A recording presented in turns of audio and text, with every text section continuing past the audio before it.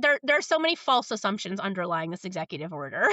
This particular quote that keeps getting me is the laws may force AI models to embed DEI in their program and to produce false results.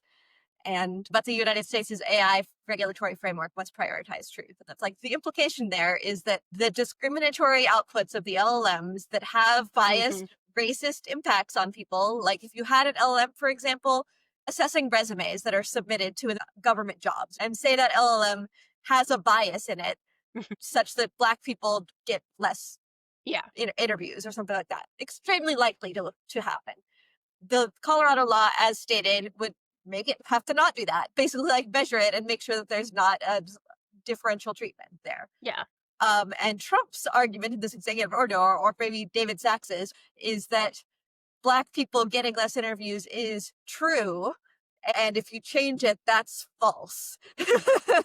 Which is No. just so frustrating to me. No, Just like the baked-in assumption that any bias an LLM does is just the real state of the Well, world. and also like the baked in assumption that anything that's trying to encourage like diversity, equity, or inclusion is inherently false. And the thing is, like, also it's like it's not even truthfulness, I feel like, that you're dealing with there. It's going back to the meritocracy argument. It's like, oh, we're evaluating people for like, positions of employment. It's like there's not an objective truth there. I feel like there's even two levels of that, because there's the assumption that the LLM is somehow doing a perfectly meritocratic assessment of these resumes, and Black people aren't getting in, for example, then that's because they're not qualified, which is just stupid, because it's like, first of all, an LLM looking at people's resumes is never going to have a perfectly meritocratic judgment, because no one looking at people's resumes can have a perfectly meritocratic judgment. That's just a physically impossible thing to do. Yeah, because not all facts are presented in a resume. Yes, exactly. And people lie on their resumes all the time.